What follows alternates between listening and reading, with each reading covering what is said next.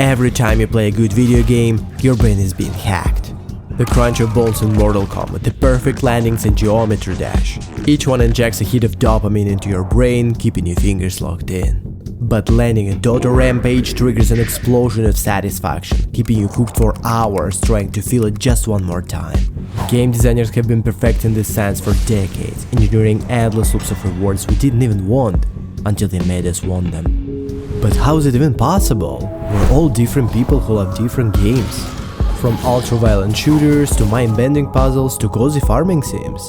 Yet every single one of these games delivers something important. Something that seems obvious on the surface. They are all fun. But that doesn't really explain anything. I personally love the thrilling horror of Alien Isolation, the fast-paced combat of Devil May Cry, the strategic yet cozy Rim world, and the sorrowful, mysterious atmosphere of Stalker. They're all fun for me. But how can such different games all be enjoyable to one person? What's happening inside our brains? And most importantly, how can we engineer this fun intentionally?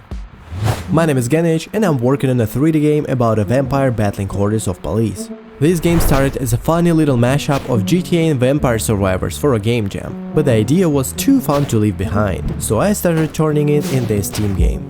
It looked fun in my videos, but it wasn't actually fun to play.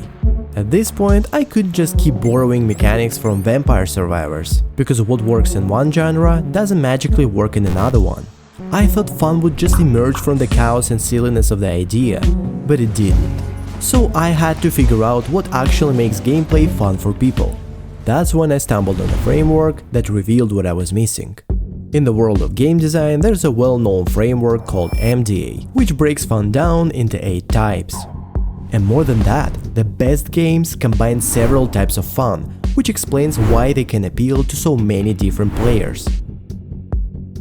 Now, when it comes to my game, it may seem obvious that a beat-em-up game needs a challenge type of fun. It turns the game into an obstacle course, pushing you to try hard to master the mechanics, but then rewarding you with a huge sense of accomplishment. But surprisingly, that is not sufficient to make the game fun. You see, having just challenge and nothing else feels like showing up to a school exam, completely unprepared. You walk in, fail the test, and reload your save to try again. Same result 100 times, not exactly a dopamine factory. Does it remind you of any games? So to make overcoming the challenge actually satisfying, I had to bring in another type of fun. That's where sensation comes in. Because while challenge rewards you when you win, sensation gives your brain a reward even when you fail. A slash that feels powerful, an explosion that sends you flying, the blood that makes it feel real, even the echo of your steps.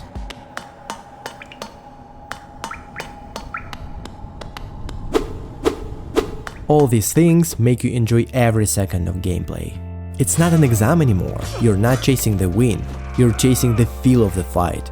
For example, when I play Devil May Cry, I don't really care about clearing the level and getting the best grades. No, I wanna kick ass. Alright, time to kick some ass. When I'm in a fight, I'm in the present moment, pouring blood, juggling enemies, and feeling my awesomeness when the style meter hits SSS. I don't play to finish the fight, I play to be in the fight. So I started stacking sensation on top of my combat. Every hit, every miss, even footsteps had to feel satisfying. So, armed with my newfound game design wisdom, I see the only logical thing to do. Blood particles. Now, if this were like 10 years ago, I'd be buried in GLSL programming language tutorials for weeks. Luckily, in 2025, we've evolved. I can create a Unity shader graph and drag and drop the nodes just like Lego blocks. Before I make this red substance behave like real blood, I want to make it more friendly for the younger audience. So I'll shift the particle color to a nice purplish tone, so it doesn't look like blood so much. Totally not blood, it's just a waterfall of purple paint. 100% friendly for all ages. Okay, the particles are finished and it's time to make them come out of actual people. Well, technically the blood does come out of people. So that's a win, right?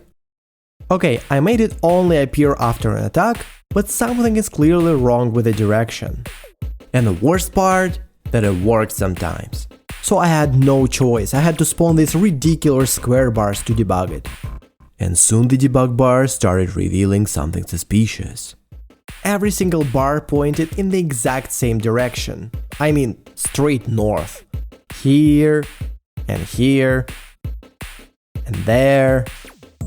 If you ever run into a direction issue, trust me, it's always quaternions, the ancient enemy of every Unity 3D developer, which made me spend 1 hour of debugging to fix one line of code. Feels unfair every time.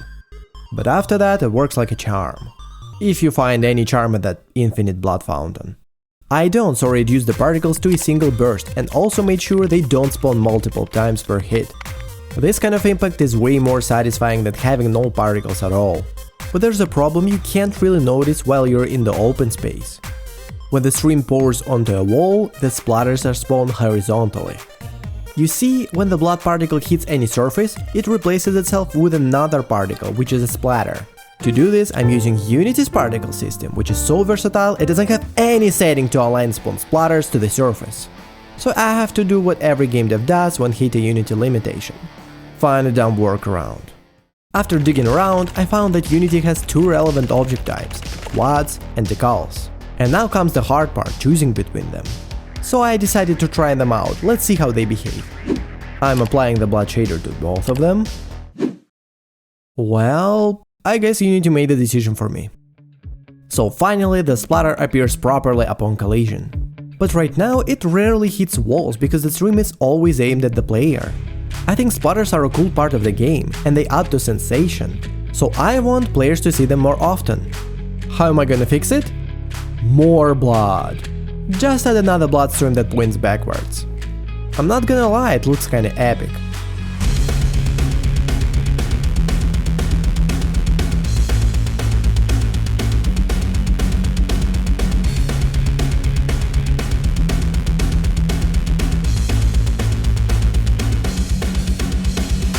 I think there's a question popping into your mind. Ganesh, why you need so much blood in your game? And I'm glad you asked. I'm not into violence myself, but let's hear what Cliff Bleszinski, game designer of Unreal and Gears of War, said about Quake in his book Control Freak. Non-gamers recoil at such violence, but they don't understand that it's simply good satisfying feedback. It's not enough to shoot someone and watch them fall over, not in movies and not in video games. When a rocket strike explodes someone into chunks of flesh, it's like fireworks on New Year's. It's immensely gratifying to our lizard brains, and Quake delivered. So I just want my game to deliver. And let's not forget this very important part of sensory delivery.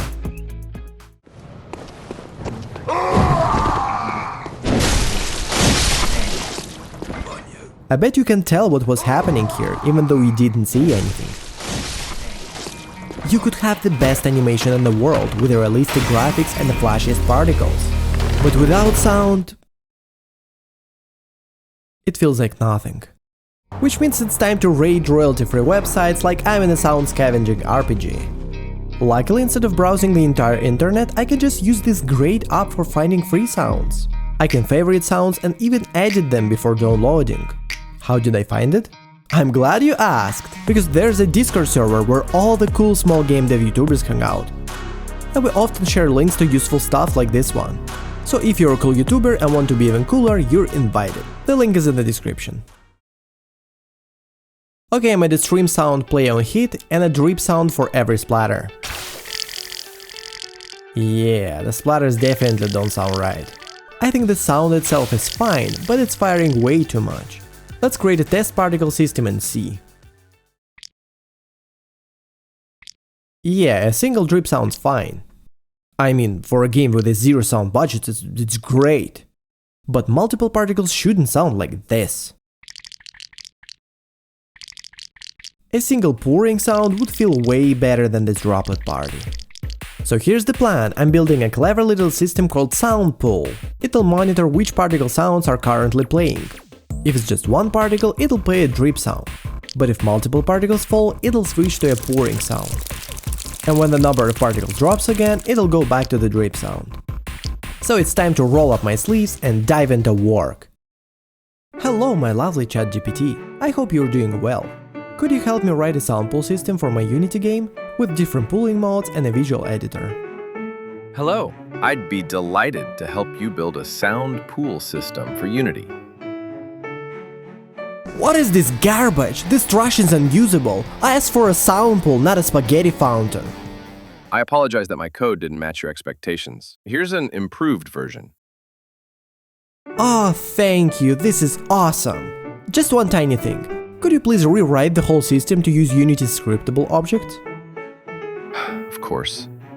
Here's the updated code. What the crap again? This makes zero sense! Do you even know how scriptable objects are used?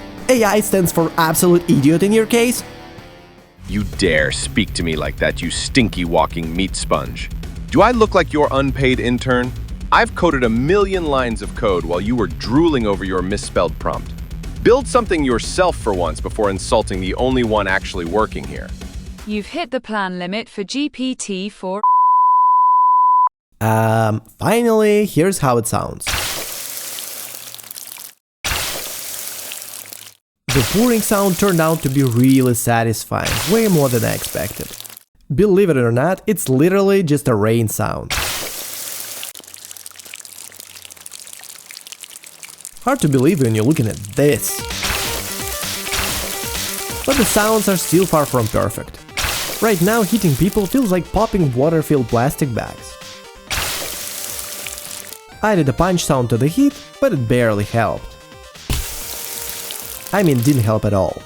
As a temporary fix, I just played these sounds together with increased volume. And it sounds pretty good already. Where we would be without workarounds. I'll probably return to the sound later, but for now it's not clear what direction to take, because the attack just looks like a slap. Which it actually is, but I'm gonna fix it and make it feel powerful. I tried to make a glowing attack trail, but it didn't help much. The attack still feels very weak. So I went on a reference hunt and bought DMC in heels, Bayonetta. Learn two things. First, the hitbox needs to be way bigger than the actual model. Second, DMC is better. So I shamelessly stole the oversized hitbox idea. I went with a claw attack effect because it's a logical choice when we have a vampire as a main hero. Or because I found the claw attack tutorial, but it doesn't matter. What matters is that after watching all those shader tutorials, I came out dumber somehow. I spent 30 minutes trying to remove a white background on my particles. And turns out I just needed to reset the standard settings for ambient occlusion smoothness. But after all my suffering, here's what the effect looks like. Looks pretty sick if you ask me. But in the action, it still doesn't feel powerful. Fortunately, this is where game design science knows exactly what to do. That doesn't mean I know what to do. So I had to spend more time on the research, but finally I've got the science in my backpack. Listen and learn. Every attack animation can be split into 3 phases: anticipation, hit, and recovery. And this is exactly where I messed up. Even though the whole animation is pretty fast, all 3 phases run at the same speed. To make the attack feel powerful, I need the anticipation or recovery phases to last much longer than the hit phase. Sounds easy, but here's the problem. I'm a professional user of free animations and I have no idea how to animate in 3D myself. So opening Blender means learning new skills, but I've already done this once this year, so instead I just played the same animation 3 times at different speeds to adjust the attack phases. Hey, that's not the worst possible solution. Probably. This is what it looks like all together. And I can make the attack feel light or heavy just by tweaking the anticipation phase length. One more thing that affects how the combat feels is how responsive the controls are. The anticipation phase should allow changing the direction of the attack, and the recovery phase should allow animation cancelling. Of course, if you're building a rage game, forget everything I just said. Pressing attack is a life decision, the animations should be inevitable as well as your future destiny. I hate rage games, so I made the movement slow down during anticipation and stop completely before the hit. But despite all of these changes, the attack doesn't feel quite right. Can you spot the problem here?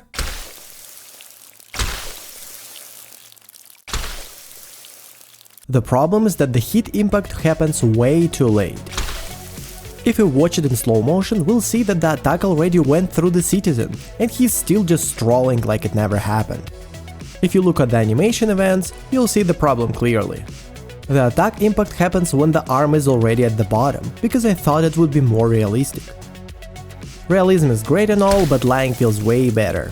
so we'll register the hit before the arm actually lands.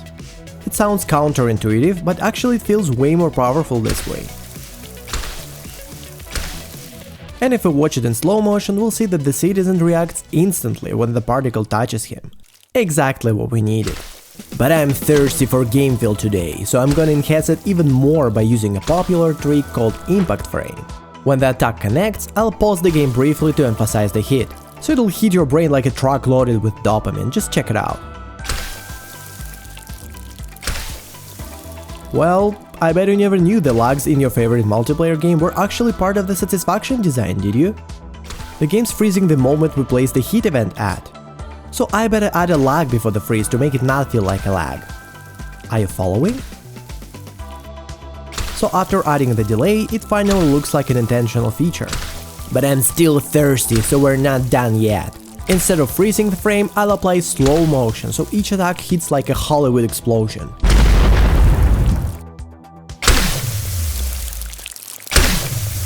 Okay, that might have reached a final boss victory kinda feel. Maybe a bit too much for slapping a random guy. So I reduced the slow-mo duration, and now it feels appropriately epic for a basic attack. Feels very cool, but actually we forgot something important. What did you say? Oh, yeah, of course you can leave a like if you insist.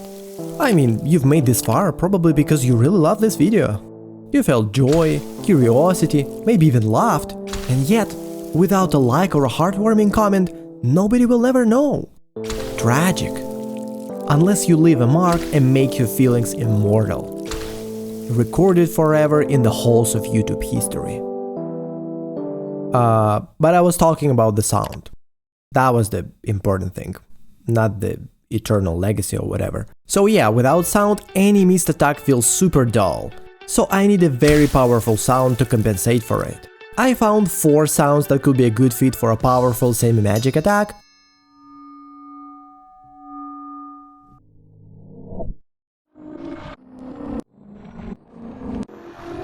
And after a bit of audio magic, it sounds like this.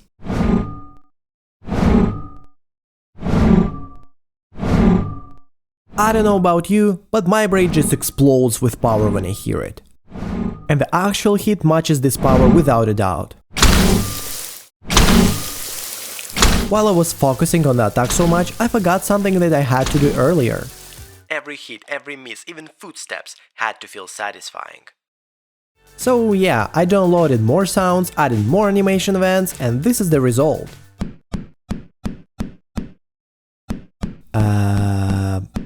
Well, now you can feel each footstep, can't you?